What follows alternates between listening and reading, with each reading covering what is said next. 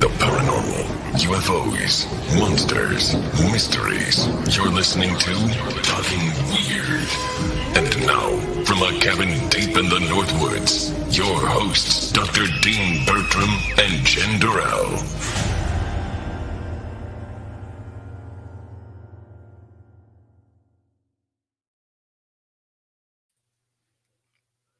Oh, hey, baby. Hey, baby. Happy Halloween to you and to all of our Talking Weird listeners. Yeah. And I won't be leaving this mask on. Yeah, A, I'm muffled. right. And Yeah, B, just a little bit, and then you can't really see what the hell you're doing. Shit. I can't see what I'm doing either. There you go. As I was saying to both you and our guest a minute ago in the green room, I'm the guy who always goes to the Halloween party with the mask on, and then he's in the door with a beer in his hand and the mask's off for the rest of the night. Yeah. Not that I've been to a Halloween party for probably, I don't know, 6, 7, 8, 9, 10 years before my daughter was born anyway. It's been forever for me too. Since I've been at the Halloween party. While I take this mask off, we have something very exciting, and you might want to tell our audience about it. You have some of your paranormal equipment set up behind you. Could you talk them through it while I remove the skelly mask? Okay. So I thought it would be really fun to just kind of have my equipment on behind me. So if you see anything, you can comment. So actually the K2, I kind of wonder about that piece of equipment, but it's going off already. So it's my finger. It's right there. And then above it, you see the blue, that's another EMF meter, but it's also got temperature. It'll make a sound. And then there's 2 cat balls next to it.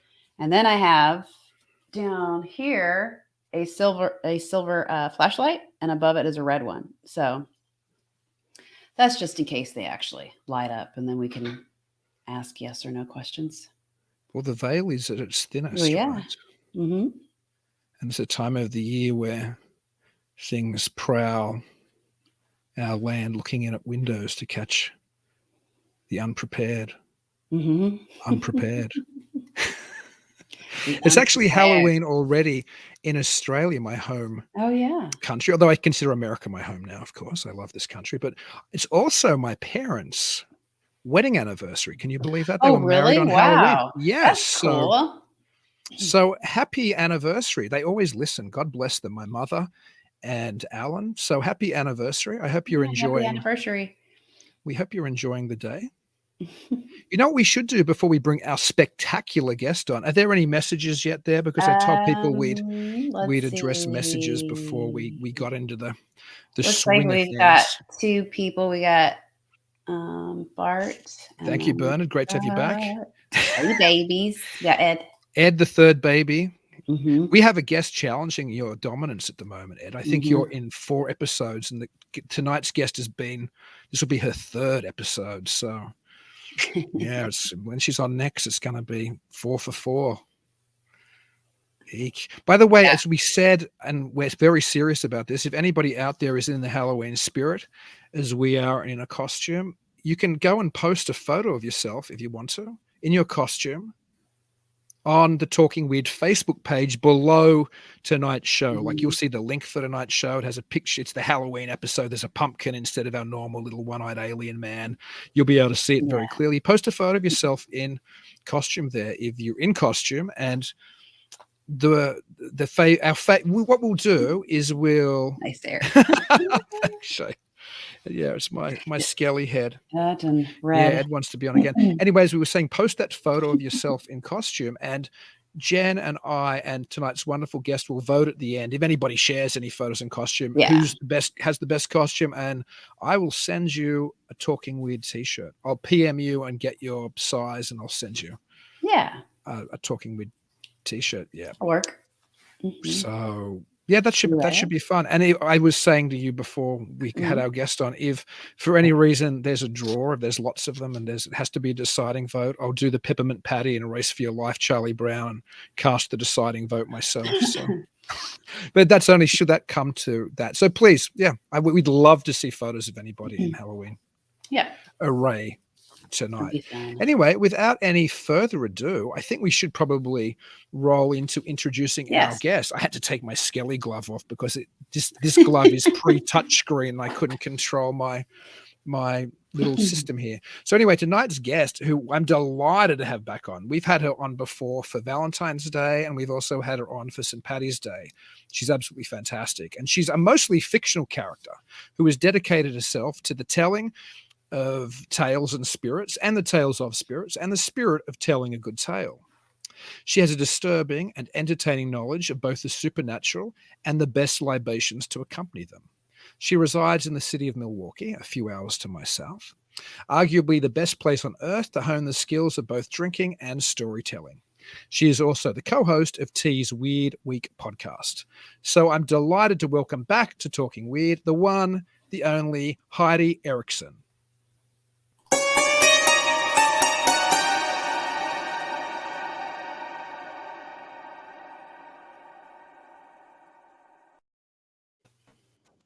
Hey, Heidi. Hello, friends.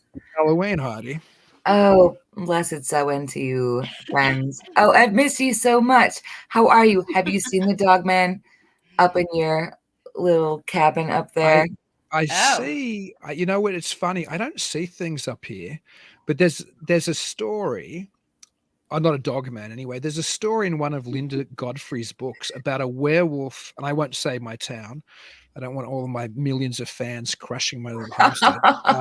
Anyway, it's near. I'm not even in a town. It's the town closest to me. And there's a story in one of Linda Godfrey's books about a 1950s like werewolf, but an American in London type aesthetic werewolf, like a good ginormous wolf type, rather than a howling walking on two legs, but terrorizing a farm. And I think the farmer drove into town or something, and like was saying, "This is enormous werewolf" or something.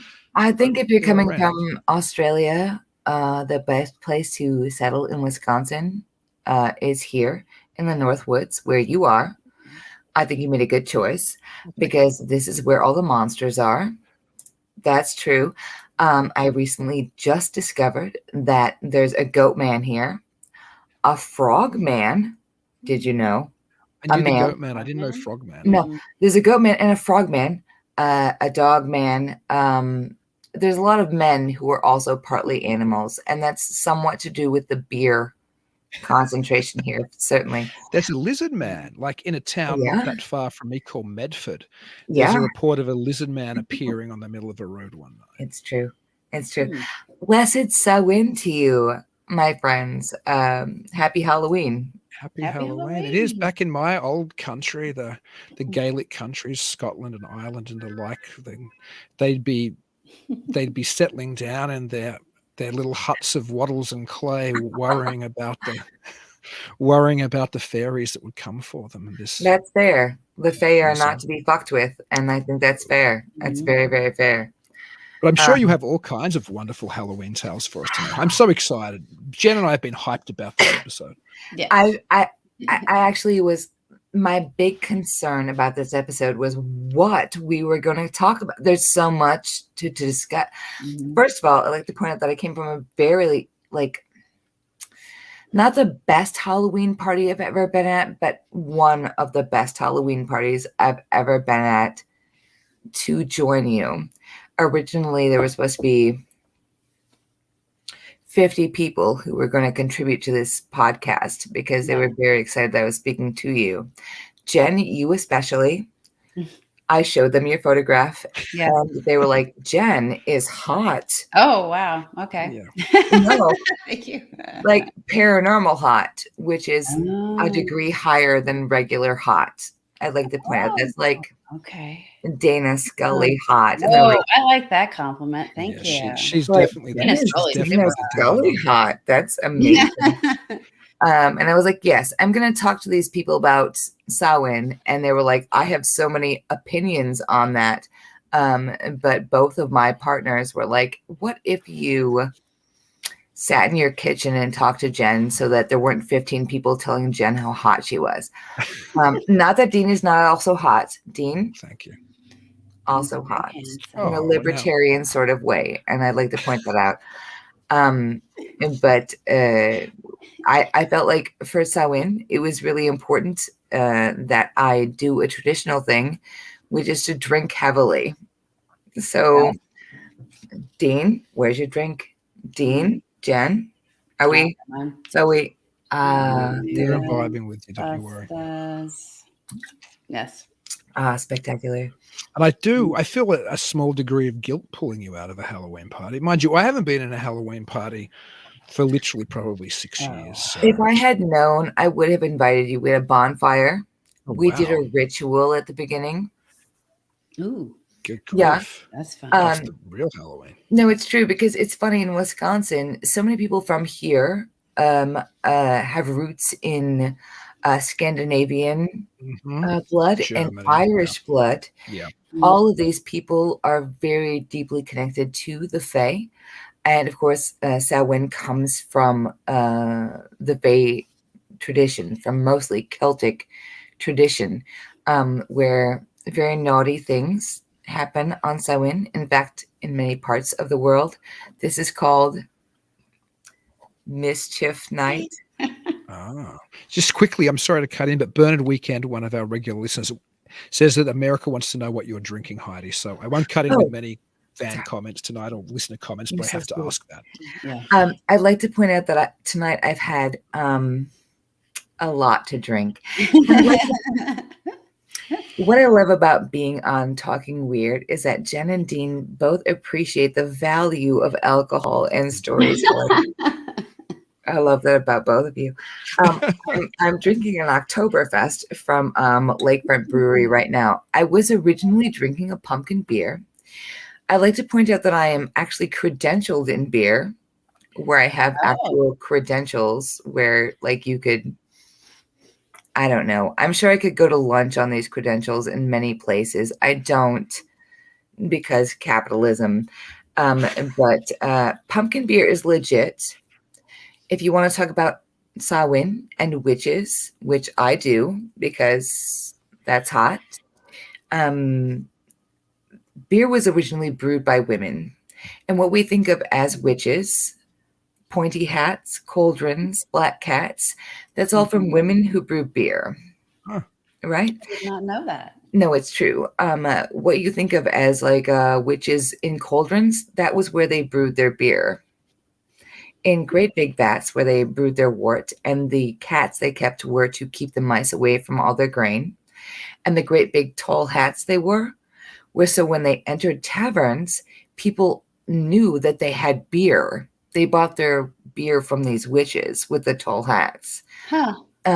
Most of what they put into beer was whatever the fuck they felt like. And a lot of it was grain and herbs they felt would keep the grain from going rotten, like mugwort, chimney soot, menstrual blood.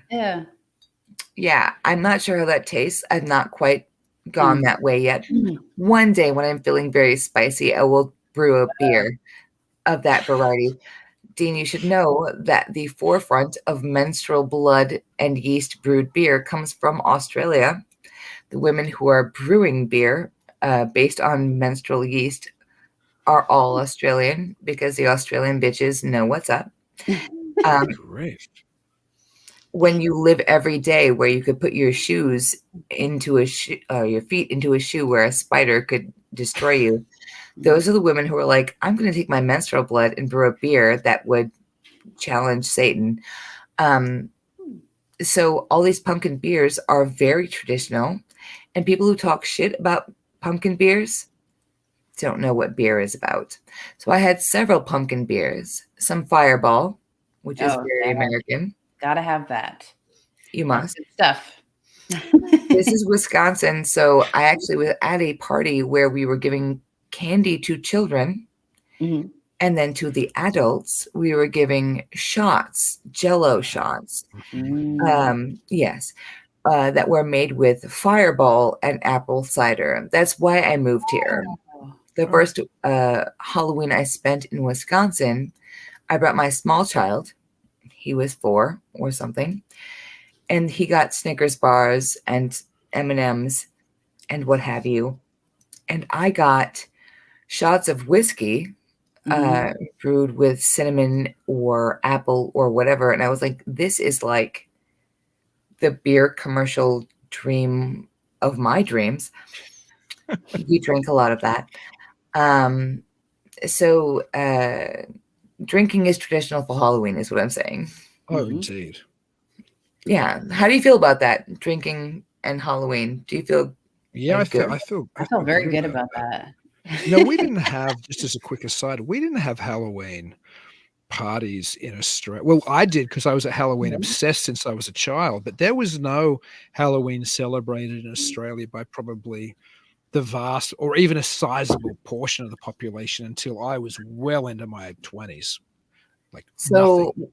was it more of an adult holiday then? No, it was an American thing. When I first took friends of mine trick-or-treating when I was a kid, I don't know, I was less, certainly under 10, maybe 8. And I had friends over for a Halloween party, which was unheard of. We went trick-or-treating in my neighborhood. And people were opening their door. We'd say trick or treat because I'd seen Happy Days and Charlie Brown and all those, and Halloween, the film, the original John Carpenter's film. And people would say, "What? No, trick or treat. Oh, that's that stupid American thing. Get out of here." I'm not kidding you. Yeah, that was so. So it was always a weird. It was an alternative holiday in Australia in some ways for a long time, which made it a little more fun because not everybody did it. You know, it seemed a little dangerous. Okay. Let me ask you this, Dean. You're from Australia, the place where everything can kill you, which is very Halloween. Very like the dust, moths, right? Like anytime you open your door, like death just waiting there for you. I'd have funnel web spiders on my bedroom floor all the time. In That's my horrible. shower, I remember being in my shower one time and I almost trod on one. It reared up because they don't run away. They actually rear up like a tiger tank that wants to attack you. They're like, they're like a military vehicle that just keeps going because it thinks it's indestructible. Totally naked in my shower. It was terrifying. Oh my God, Dean, I still want to, Jen, what if we abduct Dean and go to Australia, okay, and just like have Arbor Day or like, like something really benign and just make it horrifying. What do you think? Like I'm in for that. Yes, I've always wanted to go to Australia. Right, I've never been, or New Zealand. Yeah, New Zealand. Yeah, beautiful, wonderful. Let's go. Okay, so in preparing for this show, because Dean, you contacted me and you're like, Heidi, would you like to do the Halloween show? And I was like, sure.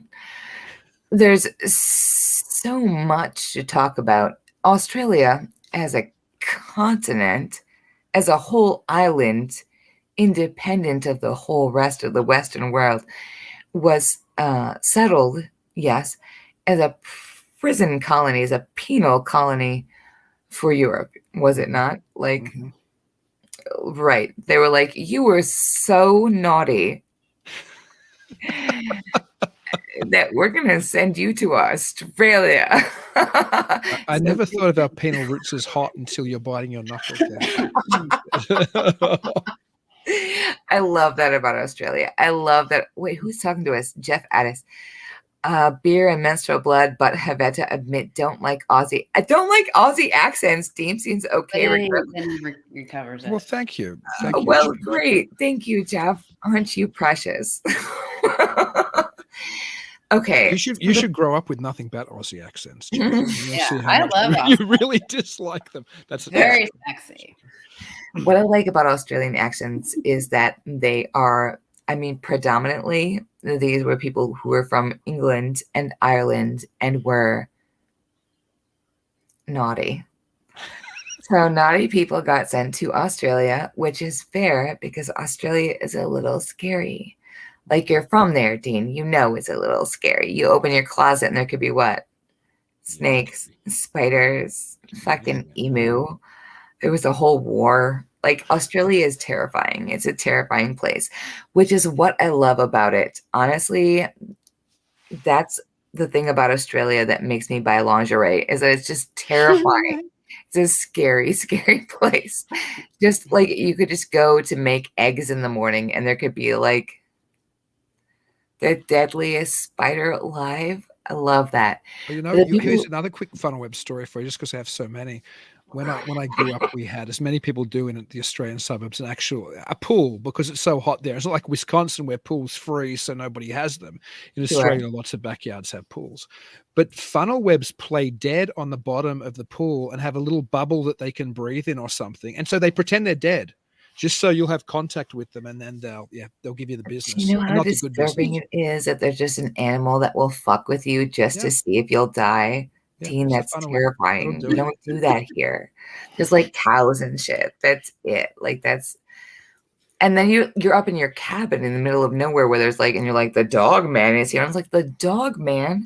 Didn't you grow up with like koalas who would drop out of trees Drop bears, yeah. Oh, and like be all cuddly and then rip your face guts out? Like what the Yes. shit? Honestly, terrifying. The people who settled Australia, right, were English and Irish, because the English hated the Irish, and they would, at any given opportunity, arrest them and take them and be like, "You're Irish, and that's bad, and we're going to send you to Australia." Well, my stepfather has a big portion of Irish, much far more Irish in him than I have in me, and he's listening. He's listening now. But here's the weird thing: the fairy faith didn't come with those, as far as I'm aware, and I'm not totally removed from Scottish or Irish heritage. I have, I'm part of both. The fairy faith, I think, stayed more of part of at least the Halloween tradition here. While in Australia, maybe it was forgotten or something. Like it wasn't anything I was really, Sure. it wasn't anything I was conscious of other people really thinking about in To Australia. be fair, the Aboriginal people in Australia have their own fae. That's true. We talked about That's this true. last time we were here. And what's fascinating about Halloween, about Samhain, is that it exists in every culture. Now, if you take Samhain, what it is as we celebrate it in America, this is a Celtic tradition. And it is a Celtic tradition that is antithetical to St. Patrick. I love St. Patrick's Day. It is the third most drinkinest day in Wisconsin, and I can't argue with that. They dye the rivers green. They're like fantastic. St. Patrick drove all the Snakes into the sea. snakes. Yeah, sure, good job. What they were talking about when they were talking about St. Patrick driving all the snakes out of the sea was, of course, all the pagans out of Ireland. And the big guy that they were driving out was the main god of Ireland, who was also the god of Halloween, who was occasionally called Samhain. He was the guy who they worshipped before the Christians ever came, and he was the god of liminal spaces. Oh. This is a huge deal in America right now because witchcraft is having a moment. This is what I'm reading. Witchcraft is having a moment. And witchcraft is mostly about liminal spaces. It's about those spaces in between asleep and awake, in between conscious and subconscious, in between the dead and the living. And Samhain is the biggest part of that. I was making a joke earlier today about how there was going to be no Halloween clearance section because witchcraft is so popular now that everyone is about Halloween. The Celts believe that this time of year, which is between the vernal equinox, the summer equinox, and the winter equinox, is Halloween.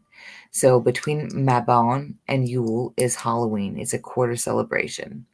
This, like May Eve, which is the 1st of May, which is that celebration between the beginning of spring and the beginning of summer, is that time when the veil is thin. No matter what culture you come from, if you're a part of a Western culture, this is the time when the veil is thin, when the dead and the living commingle with each other, and when the Fae, which in Ireland and Scotland as well, were the Tuatha Dé Danann, which were the some people would argue the original gods of Scotland and Ireland, and to a degree, England. England wasn't as much a part of that because they were the first to be conquered by the Romans. Just quickly, though, it's interesting because Shakespeare, perhaps our most famous literary figure from England, wrote A Midsummer Night's Dream, which is exactly about the Fae interconnecting, or the she, or whatever we want to call them, interconnecting with us in that middle period. Yeah, the Tuatha Dé Danann is what they call that. And the she is also the name for the burial mounds, the great big mounds in Ireland and Scotland that are said to be the gateway between our world and the world of the she. Now, hell did not exist for the Celtic. For most tribal cultures, hell was not a real thing. There was a land of the living and the land of the dead and the liminal space in between. And if you were stuck as a dead person in that liminal space in between, you could be appeased on May Eve and on Samhain. That's where trick-or-treating came from. This idea that you would go from door to door pretending to be not just a dead person, but also a fae, because both of those people could transcend those lines between our world, the physical world, and this like non-physical place to exist. And that you would go from door to door and say, if you don't give me candy and raisins, I will fuck your shit up. And that's what the dead and the fae both did. And I really love this idea of the dead and the fae coming together as one team and being like, where are your raisins? Where are your raisins? Do you think that's because there was a blurring in those cultures between?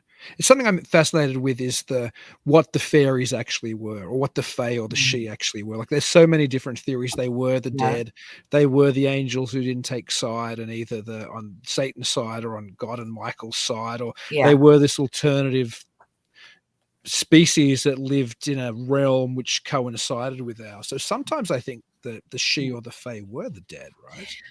Well, if you think about this, the original big god, who was the god of liminal spaces, and no matter what tribal culture you look at, the god or goddess of liminal spaces, whether it was Hecate or the Krudikan, the god of liminal spaces between being alive and being dead, between being awake and being asleep, they were always the big gods, the transitional gods.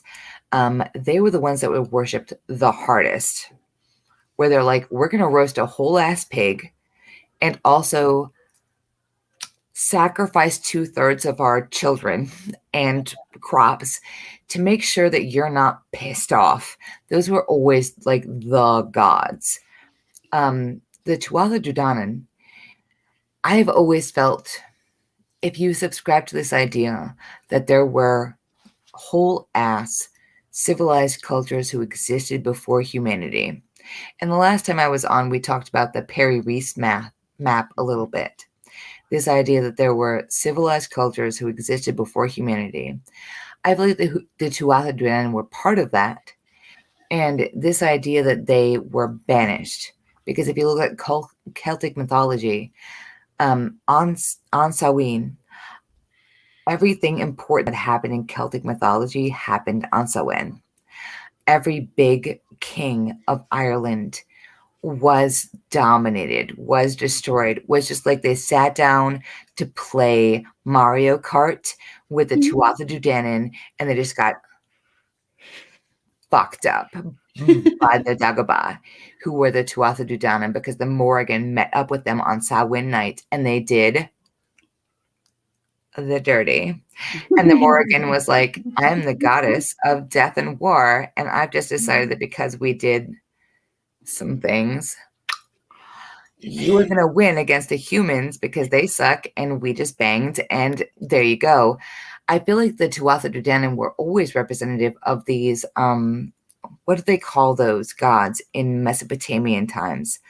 Anunnaki. The Anunnaki. The Anunnaki and the Tuatha De Danann share so many characteristics. So many.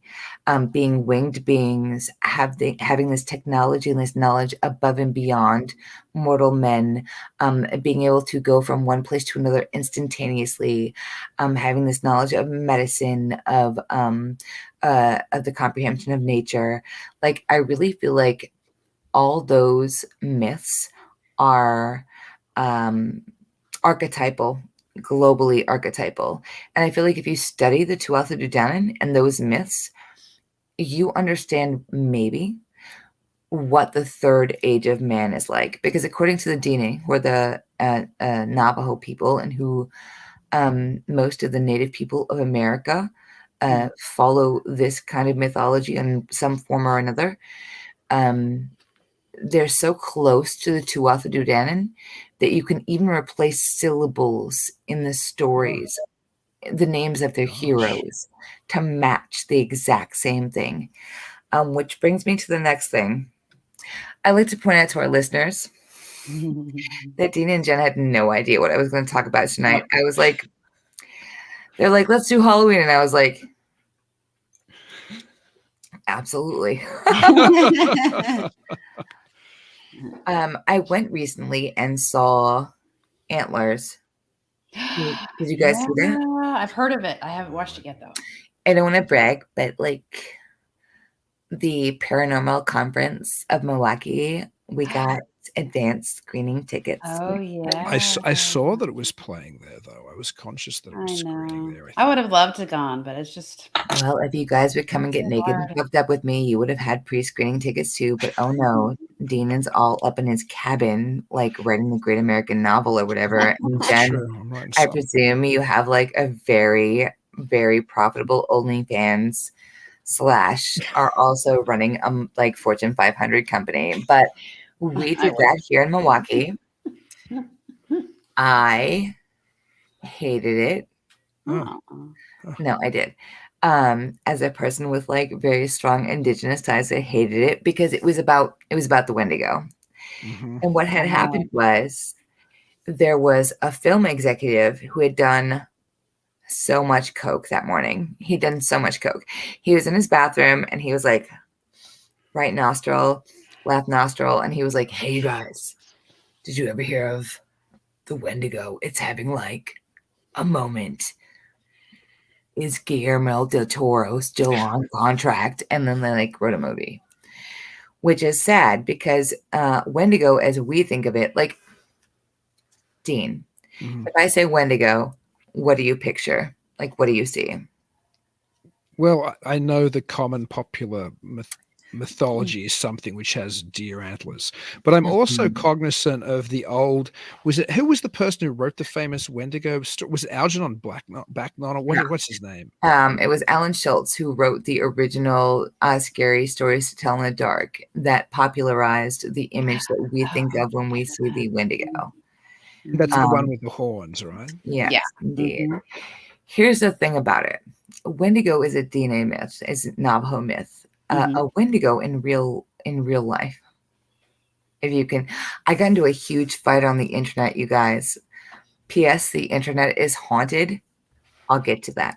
Oh, by the way, just quickly, and then I hate cutting in on you because your stuff's so fascinating, but there is a Wendigo story by Algernon Blackwood, and that's the one that I think first introduced me to the mythology. And it doesn't have a creature with antlers creeping. It's far bigger and weirder, and you'd love it actually. Heidi. Yes, you'd really send it to me with nudes. I'm gonna need that plus I'll find a link to it because it is available. I know it's like online somewhere. There's an audio. Actually, I know because I've listened to it. There's an audio version on YouTube, which is great to listen to. But anyway, I'm sorry. I just had to check. Like, did I remember that correctly? And yeah, I did. So our conversations are so organic. It's just really French of us. I'm really proud. The DNA myth of the Wendigo, for those who are not familiar, is of a hunter. There are several stories. This is the most popular, who went out hunting with his hunting party in winter. A blizzard set in. They became starving, and this person resorted to cannibalism. As a result, he became this infested spirit who became hungrier the more he feasted. He was a cannibal, a zombie. The original Wendigo is like a giant, like Macy's Thanksgiving Day parade zombie floating through the trees of the deepest woods, just feasting on the souls and flesh of the living. That's the DNA myth. The way that we perceive it in popular culture is this horned being with the skull of a deer and deer's feet, hooved feet, and this like corpseified like body. That is not the Wendigo. What is important about this is not cultural appropriation, because I'm a horrible person and I don't care. The problem with this is that the image that we have of the Wendigo is actually the image of Cernunnos, which is a European myth, the myth of the wild god. Okay, so Shane is saying Wendigo is similar to skinwalkers, and yes, hypothetically, Wendigo is similar to skinwalkers, Shane, but the thing about it is it's not. For European Americans who live in America, we've combined those two myths together. This idea of breaking these cultural taboos, these ideas of superseding our hunger over our own desire, and creating cannibals of ourselves, creating monsters of ourselves. The idea of the horned being with the skull of a deer is actually a representation of popularly a Celtic god, but really it's popular throughout all of Europe, Eastern Europe, and even Russia, of the wild god, of Pan, of Cernunnos, yes, of the hoofed and horned god that ultimately became Satan when the Catholic Church took over paganism. Now, Pope Gregory the Fourth, the Fifth, I don't know. It was one of the Gregorys. He was a pope. He came in, and this guy knew marketing, okay? He knew it inside and out. This guy would have killed the Wolf of Wall Street. He was a genius. He could have sold toothpaste to people with no teeth, shoes to people with no feet. He came in and he said, hey, do you know what pagans love? Pagan shit. You know what you should do? Take all the pagan shit and make it Christian shit. If there's a tree that is sacred to the pagan gods, go to that tree and be like, Jesus loves this tree. Jesus loves this tree so much. Like, Jesus is so hard for this tree. It's just fucking crazy. And let them continue to worship it, but in the name of Jesus, instead of in the name of Pan, Cernunnos, like whatever. And then they can continue their worship without having to convert specifically. And it'll just slowly become, Christianity, the way that Pepsi took over Minnesota.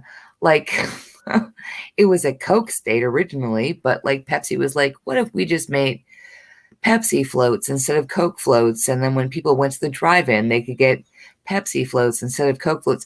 That's what the Catholic Church did. I have to just quickly interject because you're very much correct.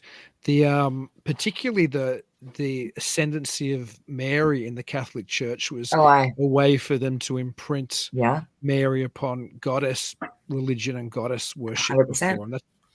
Because there are more churches dedicated to Mary than there are dedicated to Jesus and all of the saints combined. Because originally this was a matriarchal religion. Samhain is the same way. Originally, this was a religion that was very matriarchal, and Samhain was very much about recognizing the people who had gone before us, right? The ancestors and what have you. The Catholic Church was like, what if? Think about it, you guys. Pause at this, and then like picture like a huge table in like a conference room. It's made of mahogany. Everyone is drinking very expensive coffee. There's a lot of cocaine. And there's a guy at the beginning who's like, what if? And then he rubs his nose because cocaine. And he's like, what if we just made this all about Jesus instead of about the original God King of Ireland? That guy rubbing his nose with his red tie, that was Pope Gregory. And he was like, what if we turn this God, who they might have, to be fair, sacrificed a couple of humans to? I mean, there was some human sacrifice involved, which is a little bit, I mean, the optics are not great, you guys. It was human sacrifice. Things happened. It was bad.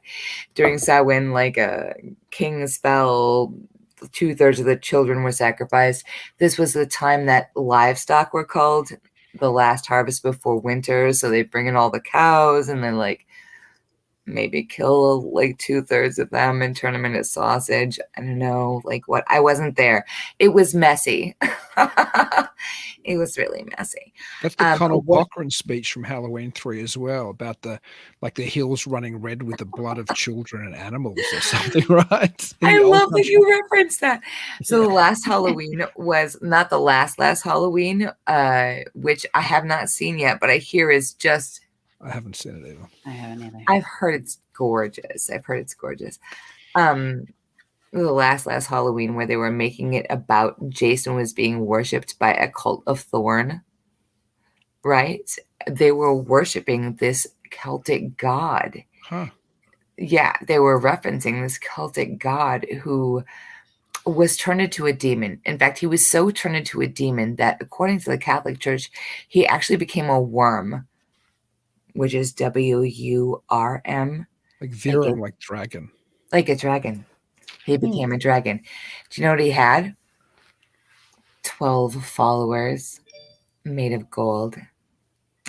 His 12 bronze followers who fell when St. Patrick came to defeat him. He was the god that was worshipped in liminal spaces, the original god king of Ireland. And then St. Patrick was like, absolutely not. We already have a dude who's got 12 guys. You're fucking fired. There's an imposter here.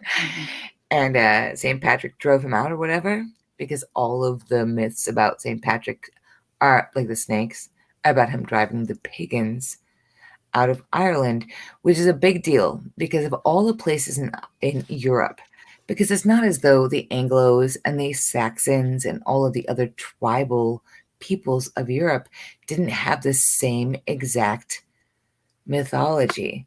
Every single mythology in the world has a harvest festival and has a festival which worships the liminal time between harvest and winter, which is the season of dead things, which doesn't have a god or like high king that is worshipped between the season of harvest and the season of dead things. Like that happened to everyone. Ireland just happened to get a dude named Paddy between the season of harvest. Oh, wow. Sorry, excuse me. Whoa. Whoa. It's like going. Sorry. Jen. Stop. What happened there? Jen. Notifications. They're paying. Yeah, I'm just like going, and then all of a sudden it goes straight to ours. That's just creepy. I'm just saying it's creepy. I'd like to point out that Jen is a psychopomp.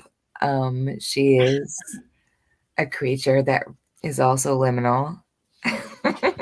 Is that wig, bitch? You're fucking killing it. I can tell you keep looking at my girlfriend like you just like, yeah. Like I've already made out subliminally. That's already happening.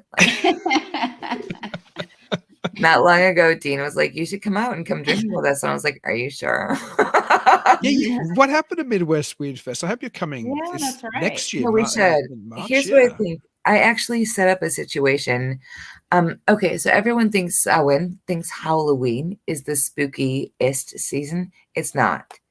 The spookiest season to most tribal people is in the dead of winter. Yule was the time you told ghost stories. Like if you ever saw, what's that stupid story with the ghost of Christmas Future and the ghost of Christmas Carol? Oh, yeah. Dickens. Yeah, it was part of the tradition.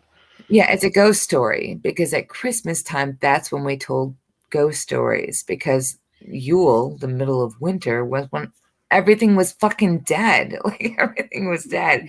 So they're like, you know what would be great? We should tell ghost stories right now on account of everything's dead. I'm desperately trying to set up a fantastic paranormal conference in lieu of, I said it, in lieu of, instead of Christmas. We what? Roast a pig and like drink a lot, which was traditional. Christmas was banned in America for 150 years because originally it was a raucous, drunken festival that the pilgrims were like, that's filthy. I didn't care for that. Not down in Jamestown, though. That would have been up in like Puritan land, right? Like no, everywhere. Was it really? They were like, it's too dirty. They were like, it's too dirty. Huh. I'm like, bring the dirtiness back to Christmas. Can we have a filthy, gross festival where we eat meat and get drunk and have sex with strangers and tell ghost stories? Because that's what Christmas in America originally was, which is why Christmas was illegal for 100 years. Good grief. Huh. 100 years was illegal. That Christmas is nasty. Y'all are ghetto.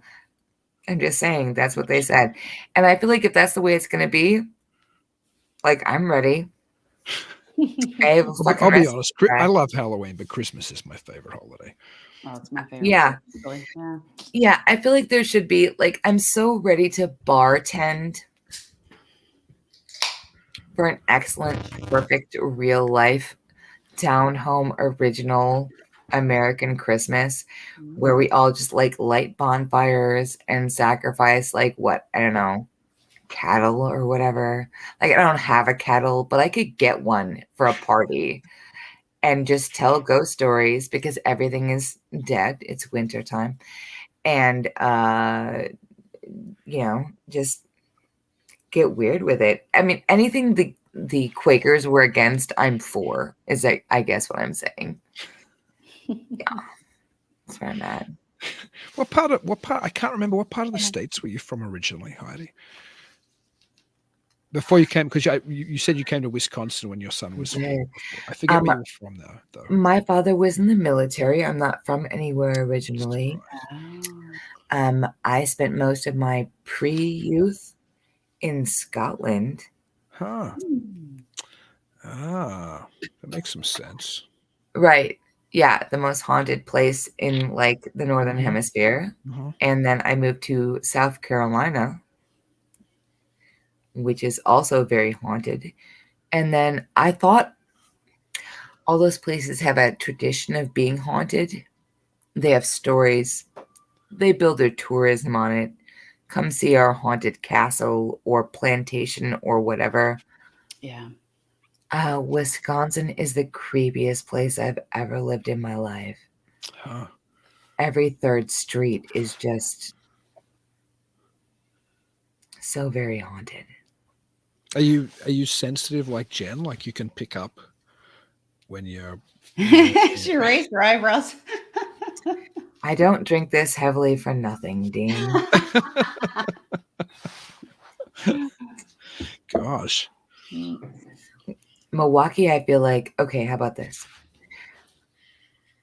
Rural Wisconsin, for those of you not from Wisconsin or familiar with Wisconsin, Wisconsin is haunted from the Ice Age.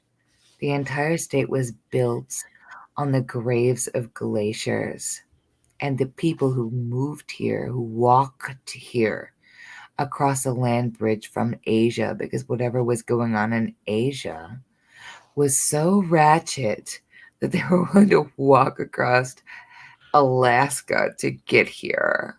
And then the Ice Age happened, and they settled across this land built over what?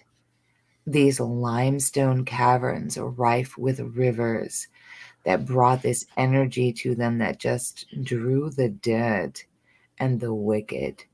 Because there are places in Wisconsin that are just wells of gravity, like black holes. I have seen some wicked, awful, mean shit in my life. Wisconsin absolutely knocks them all out of the park. I feel like the Pacific Northwest conceivably could be more haunted. I'd like to take a road trip of like 15 like-minded people in a haunted Winnebago to Oregon for the summer, where we, I guess, make mildly poisoned moonshine and look for Bigfoot and speak to the spirits of the exiled dead. But other than that, there's no other place in America more haunted than the state of Wisconsin. I stand by that.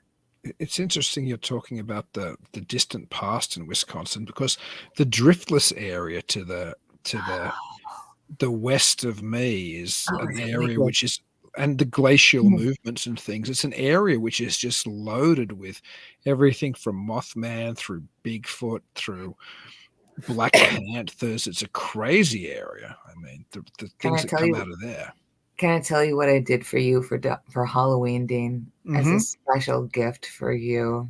Oh wow, I'm curious now. This is true. Because to be fair, Dean is I don't know. I presume it's Dean. Some 2 months ago, Dean invited me to be. He's like, "What are you doing this Saturday before Halloween? Getting drunk and worshiping the old gods? No, want to be on a podcast? Cool." I was like, "Absolutely, Dean. You're sexy. Jenna is sexy. Let's do this." I researched a bunch in preparation for this podcast. Thank you. Well, you know what? You're welcome. The area that you live in right now, all by yourself in the woods,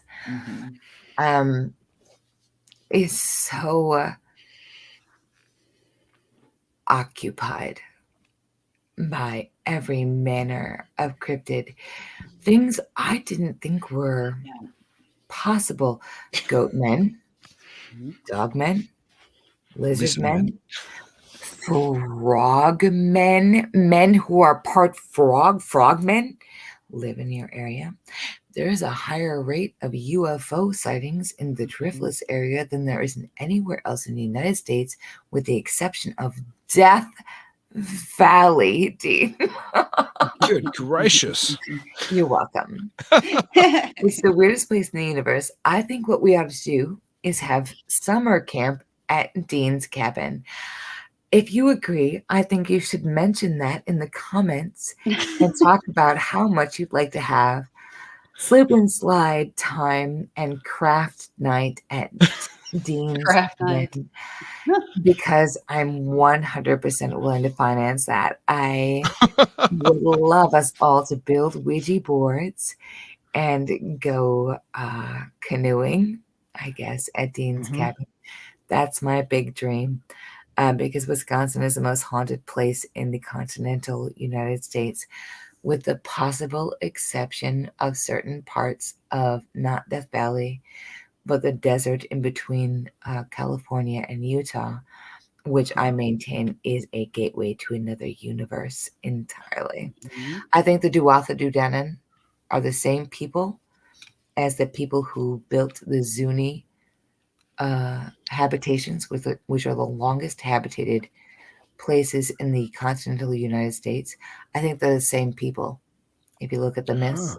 And you mentioned the commonality with the Anunnaki before, and when you were talking about some of their characteristics, I couldn't help but think about the Book of Enoch and the Watchers that have very similar characteristics as well. All of the myths, if you look at them, I'm a student of language. The fact is, I don't even really love creepy shit that much. I mean, I do. That's a lie. Actually, it really makes me a little bit tingly. The fact of the matter is that all myths are universal. All myths are universal. And if you look at the Anunnaki, if you look at the star people, if you look at the people who walk the dream paths in Australia, if you look at the Tuatha De Danann, their stories are so similar that even the syllables that compose their names, their stories, their heroes are the same. How did stories that happen in Australia, 3,000 miles away, how do they have the same words, the same language as the stories that happened at the same time in Ireland, in what is now Utah, in what is now Nova Scotia? How are those names the same? How are those stories? You know, I'll tell you something else real quickly. In the Book of Enoch, the leader of the fallen host is called Semjaze.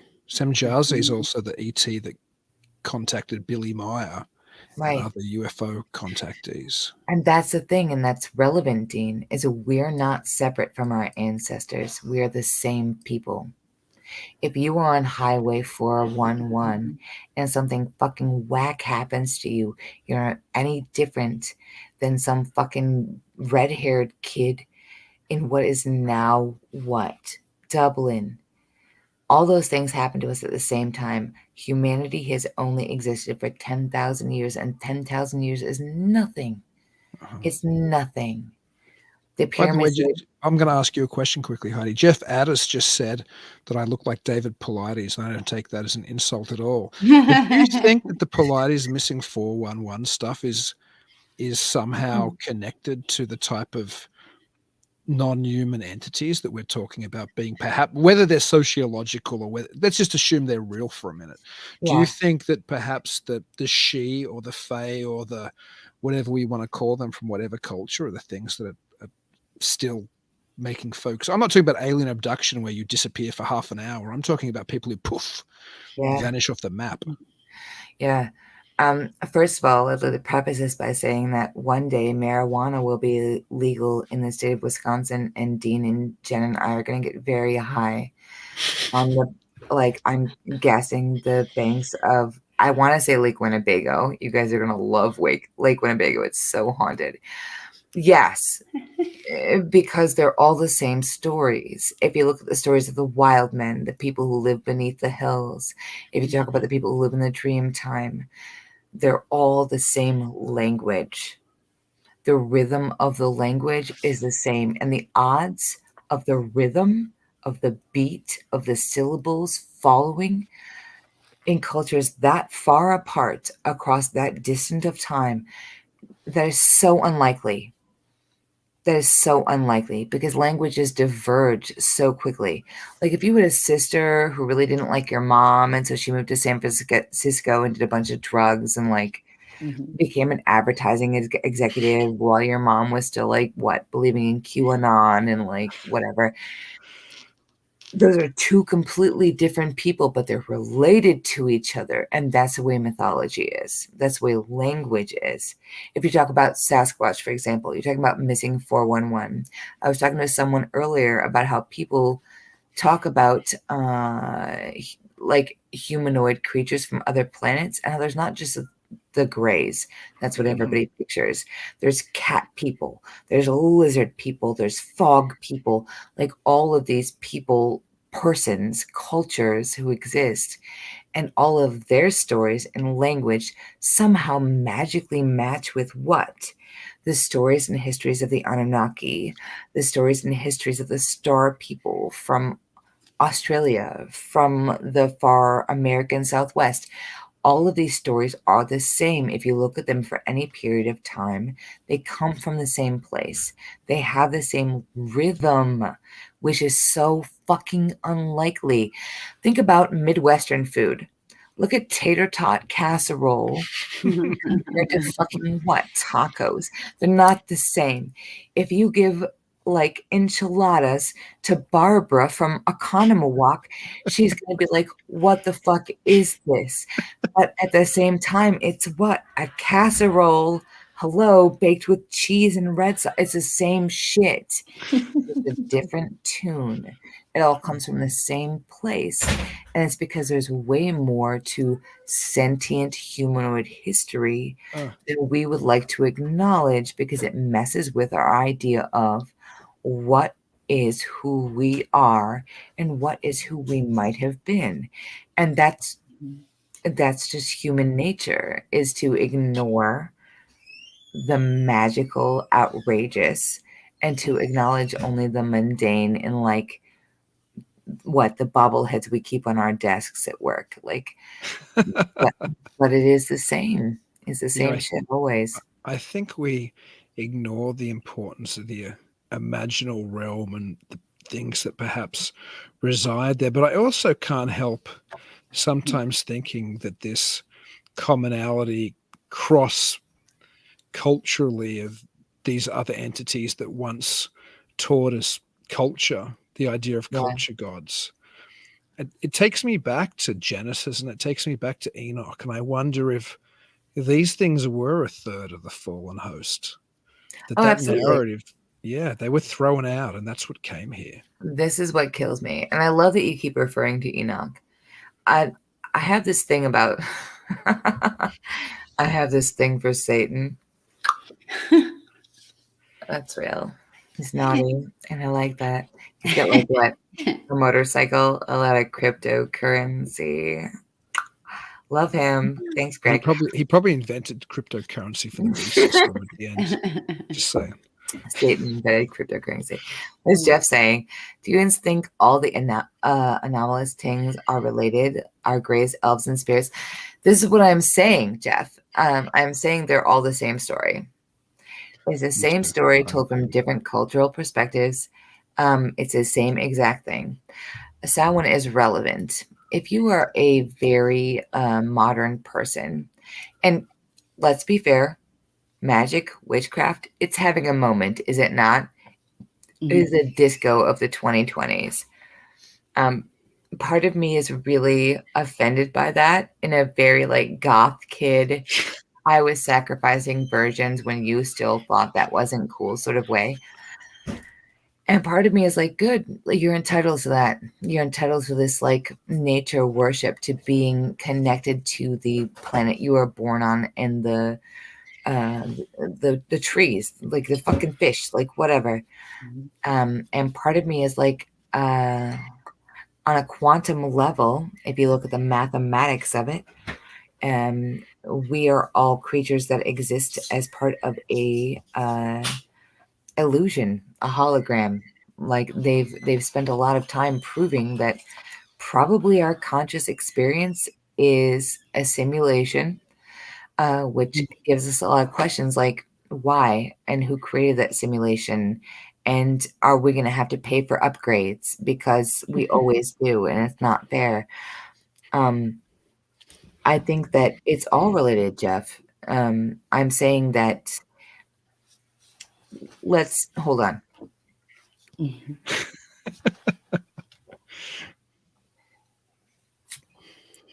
What I'm suggesting, Jeff, is that we're all gods. That's a big statement, but true. And that we've been led by gods before us. Jen, you're so cute when you're drinking. Do you have shots? No, I don't. Jen, you and I are going to do shots. Yeah. At Midwest Witch Fest in March, I'm assuming. Yeah. I think we're going to do it. Jen and Dean and I are going to go on a fucking boat and do mushrooms and talk about stuff. That is going to be the podcast you never fucking ask for and the best thing ever. Right? Isaac, come here. I'm not going. Come on. Like, Come on. Come on. Okay, can I lay it out here? Then? No, just Show come forward. your man. This is my child, Isaac. Good evening. Oh. Hello, Isaac. Hey, Happy Isaac. Halloween. Happy Halloween. Good evening to you all. I am very sorry I am not able to talk well right now. You're doing a great job. Am I doing a great job? Yeah. That's the question. It's lovely to meet you, Isaac. But Isaac, was it too. Jeff's point? To Jeff's point before, I do think they're all the same. I think there's one projection system, and it projects different things. Yeah. And sometimes it looks like elves, sometimes it looks like Bigfoot, sometimes it looks like the Virgin Mary, sometimes it looks like a UFO. And that's a very simple analogy, but that's how I kind of think it works. No, I think it's the same. Absolutely. And it's why I have a struggle with like racism is a problem. Misogyny is a problem. And I want to reach out to people and be like, you have a right to your spiritual connection. Yeah. Wherever it is you come from, whatever your favorite animal is, whatever, like, what is your favorite Christmas story? You have a connection to the spiritual there. And like you should connect to it. And all of this has been denied us. No matter where you come from, through sort of patriarchal system that denies us our connection to this older story, which is not to say men. I'd like to, like Dean, you're clearly a dude's dude. I'd like to, like, right? You're a dude's dude. My conservative / libertarian perspective. No, like, right, libertarian, beardy crypto guy. We've argued post show before, but we won't argue. You, Jen. About I feel like Jen and I connect on a subconscious level in these podcasts, and it's beautiful. But that's important because once upon a time, men played a very important role in our spiritual connection to the wild God and to what that meant in our connection to wildness and our connection to our earthly existence, which is just our physical connection to this holographic, non-existent like illusion.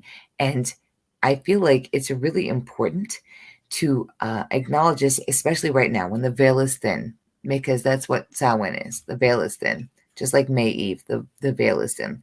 The Fae come forward. The dead come forward. Our ancestors come forward to recognize that capacity to be connected to that which we don't fully understand, except through our feelings, our neural net. Who's talking to us? Mothman 46. He's That's a bold fantastic. Yeah, statement. he's one of my favorite listeners. Yeah. Great Like guy. UFOs were called chariots of fire before flight existed. Yes, exactly. Exactly. Because we didn't know what that meant. Mothman 46. Can I call Yeah. you Dave? Dave. Exactly, Dave. Because we didn't know, we didn't have language for it. And we as humans, even now, are just fucking what? Really fancy monkeys. Like really good looking monkeys. Jen? Really good looking monkeys. Mhm.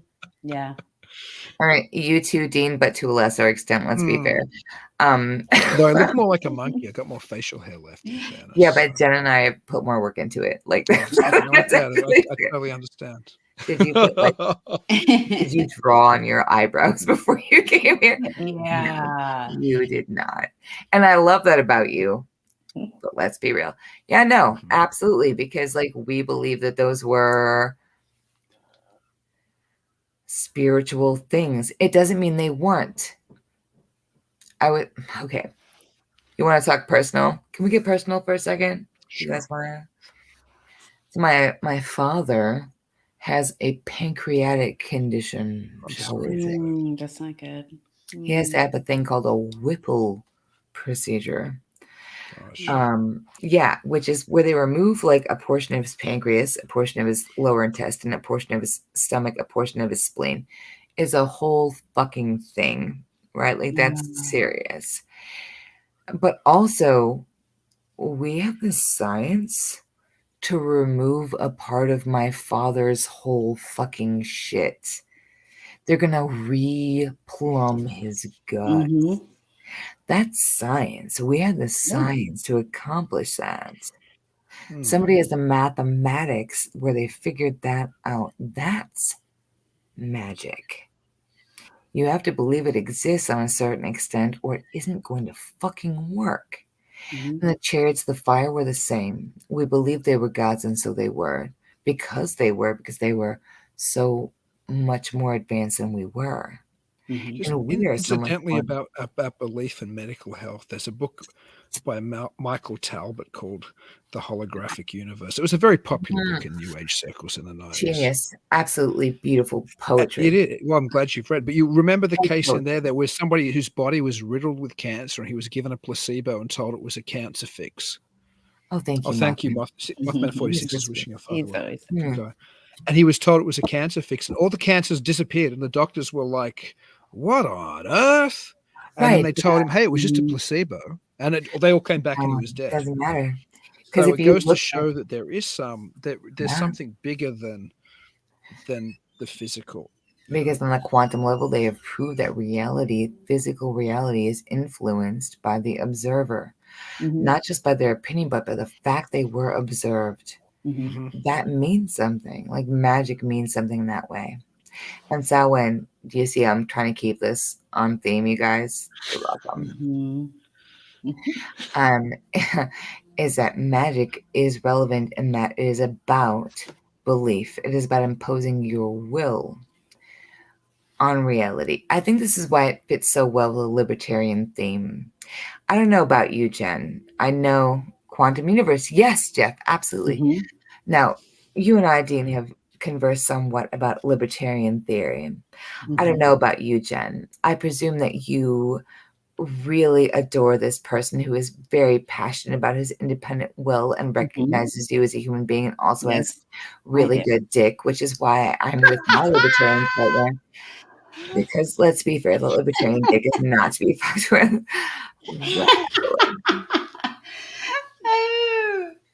Oh If my you had God. nihilist dick and libertarian dick, they're two completely different things, and then the difference is noticeable. That's because libertarians and nihilists are on the same wavelength, but one of them actually has a job. The point is that like your will imposed on the universe is real. That's real. Mhm. And what our ancestors perceived as reality, what they perceived as holy, what they perceived as sanctity, what they perceived as mystical, holds with us. Because we're not mystical. I mean, we are. We have mystical tendencies. We have the aesthetic. We have what? Sequins, glitter. But what we thought were gods once upon a time were probably gods, not because they were paranormal, but because they were so high above us technologically, right? And I just, on Samhain, I think frequently of the Irish. Bless them. Can we just raise one for the Irish? Oh, Guys? hell yeah. Can we? I'm Irish. Thank you. Oh, Jen. Of I course you are. am. Christ. Like I said, my stepfather in Sydney, who's watching this, is Dean, Irish. stop it. Jen's Irish. We got it.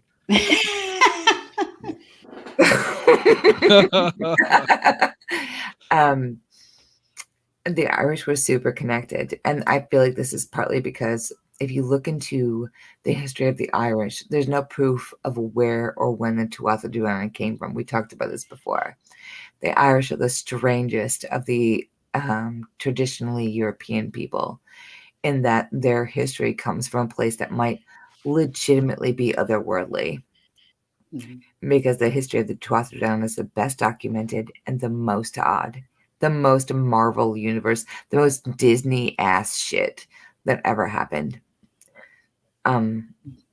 If you look at the Tuatha De Danann, they were talking about these people who had come from another place, and that was their land originally. Originally, that's where they came from. And if you look at the bog people of the Irish, are you familiar with that? Bog people. Oh, okay. So don't this is think the so. whole ass thing. The bog people were people they threw into the fucking bog as a name suggests. No, I do know who you mean, and they have the Right. bodies, and they're all Right. So the bog is just rotting vegetative matter that has no oxygen and a high acidic content. So the sacrificial, like humans that they threw into the bog, were nearly mummified. They're preserved in a state of almost perfection because of the nature of the bog. And so we know more about the Irish 3,000 years ago than we know about any other Irish culture. Yeah. So that's real life. I'd heard that story. I forgot. The history of Samhain is deeply tied in with the bog people because originally they said that they sacrificed a huge portion of what was good. Their firstborn children, the best of their yield, their kings to the bog. And they sacrificed them to this ancient Irish king who was meant to be one of the Tuatha De Danann. So they would continue to have good fortune. But the reason was because the Tuatha De Danann was the first people who were here. Everything about the history of Halloween is the history of Samhain, is the history of Celtic people, is the history of a whole civilization, a whole advanced group of humanoid beings that existed here before the humans we currently know, who only allow us to exist here because one Halloween, approximately 3,000 years ago, this was 1235 BC, sacrificed themselves so that we could beat the Dagobah, which is also the name of the people from Star Wars, because George Lucas is a bitch and couldn't come up with his original own shit. The Dagobah was the original name for the Tuatha De Danann. Thanks, Georgie. Like, what the fuck, guy? And Morgan met up with the original Dagobah, nailed that dude on like what? Some Saturday bender, and let him win. And because of that, they lost the world. and humans, the jumped up monkeys we are, were allowed to take over. But the Tuatha De Danann never truly left, which means on Mabon, on Samhain, which is 26 hours from now, they were allowed to roam the world along with the spirit of our own past death, because death isn't real. Yes. That's what happened. Well, but it's Halloween now, though. We should say Happy Halloween. It is. It's yeah. But Halloween is Halloween. In a way, what you're saying, though, is then perhaps that, and I'm not a Catholic, but perhaps no, I'm not. Believe me. I mean, I died in the wool. You should be. It's very colorful. No, I'm super Protestant in my outlook. But that said, then in a way, St. Patrick saved the Irish from any more bog people. Did he, though? Because here's the thing. He defeated this ancient king with the 12 followers cast in silver and gold. Well, he was cast in silver and gold. His followers were cast in bronze. They worshipped this god in the liminal time between harvest and the time of death, which was winter. The whole idea of St. Patrick ridding the Isle of snakes was ridding them of the pagan beliefs. There is a myth where St. Patrick defeats this ancient king who demanded sacrifice in the time between life and death. He defeated him by first defeating his 12 followers and then toppling his monument of silver and gold. That was what St. Patrick did in Ireland. What's Jeff? Jeff! Heidi's my favorite drunk girlfriend I never Jeff, we can be secret. It's fine. It's totally fine. You can come on the boat with me and Dean and Jen. It'll be the best. Yeah. My goodness. You'll love it.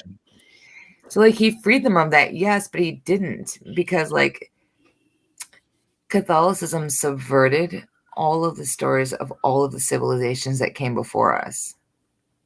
Catholicism replaced all of them with demons.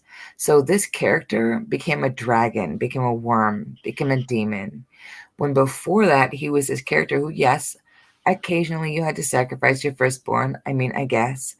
But also, as in every single tribal culture the world over, he was the character that guaranteed your harvest, that you would survive the dark season, that you would live through the plagues of the no sun time, because he was opposite of the Oak King. The Holly King was the god of winter. The Oak King was the god of all the other times. He was the king that ruled over the dark times. And anybody can rule over good times. Anybody can be the king of spring break, okay?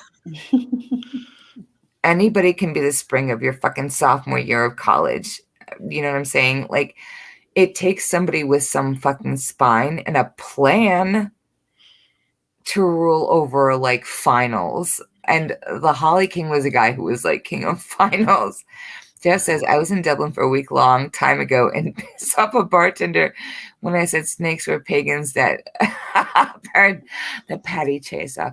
No, but that's true, though. You're right, Jeff. That's actually the real life, real thing. Maybe we should raise our glass to St. Yeah. Patrick. I'm joking. I know you won't What? raise a glass with me. I said maybe we should raise our glass to St. Patrick. It's not St. Patrick's Day. It's not St. Patrick's Day. Well, Heidi, I think this is the longest show we've ever done, because I know we cut it around the hour. I'm like, yeah, it's an hour and 18. I wish I had a Patreon, because then I'd say, okay, this is the end of the show for everybody else. Now the Patreon members can listen. We ought to. Let's do that next time. Let's do that for Winter Solstice, because that's when the ghost stories really come out to play. Yeah. Heidi, you were absolutely enthralling, as you always are. How can people get a hold of you or look at the other things, the many things that you do outside of being the occasional guest on Talking Weird, who we adore? I mean, I'm the co-host of T's Weird Week. That's true. I'm Ghost Story Happy Hour on Facebook. You can also DM me. Apparently, oh God, I didn't even get to talk about the part where the internet is haunted. God, there was so much fucking. Maybe that will be the Christmas show. Should we? Okay, I love it. If you have a haunted house, apparently I'm the person to talk to now. if you want to rid yourself of that troublesome matter. But you can talk me. Underwear is $1,000. Socks are $250. Let me know. Okay, well, I'm sure there'll be a number of our listeners probably reaching out now. But how do people listen to you on T's Weird Week? Well, you can find it on Podbean. You can find it on like the place where you go to pay Jeff Bezos, I guess, and like whatever. Podbean, I would recommend. Yeah, it is on Podbean. And I listened to the last episode you sent me through where you were talking about haunted houses. And you were talking about to Hillary. Isn't she? You'd love her. She's so charming. Oh my gosh. It was very interesting.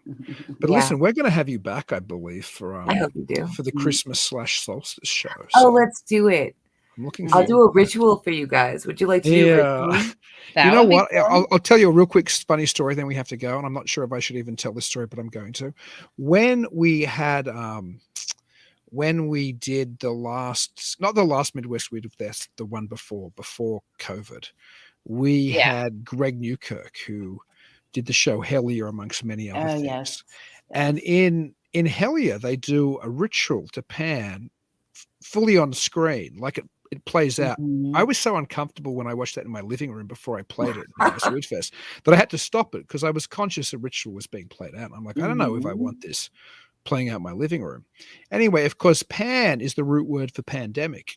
And we played that I don't know how many houses that thing screened in. Oh my. Very briefly before COVID. And I jokingly wrote that to Greg and he just said, what did we see? He made some funny aside, but I'm cautious with rituals that go over the television or over the internet. I've seen Halloween 3 after all. I don't want to play another trick on the children. As someone who is someone who puts a lot of stock in your will, you should be mindful of what you put over the social media. It's true. But Yule time is a time to acknowledge and worship the dead. I think it'll be appropriate and formal. We should wear formal wear. Dean, do you have formal wear? The funny thing is I did own a tuxedo, which is in, I think I've lost most of my storage in Sydney. But I do have a suit. I have a black suit. I don't have a tux in America, but I have a suit, of course. My tux is lost somewhere in Australia. My wardrobe is nothing but formal gear. If you can get a cummerbund, I'm sure Jen and I can screw something. Well, I guess on that cheerful note, we should say happy Halloween to you, Heidi. Happy Halloween to all our listeners. Happy Halloween. And until next time, guys, keep it weird. Keep it weird. Keep it weird. Thank you for joining us tonight. If you're interested in checking out more episodes, you can find us at talkingweird.com. If you haven't already, please like the show on Facebook, Twitter, and Instagram at Talking Weird Podcast. Make sure you never miss an episode by subscribing to Talking Weird. We're available on most podcast platforms and YouTube. And if you do enjoy the show, please leave us a review. Dean and I would really appreciate it. Until then, stay safe.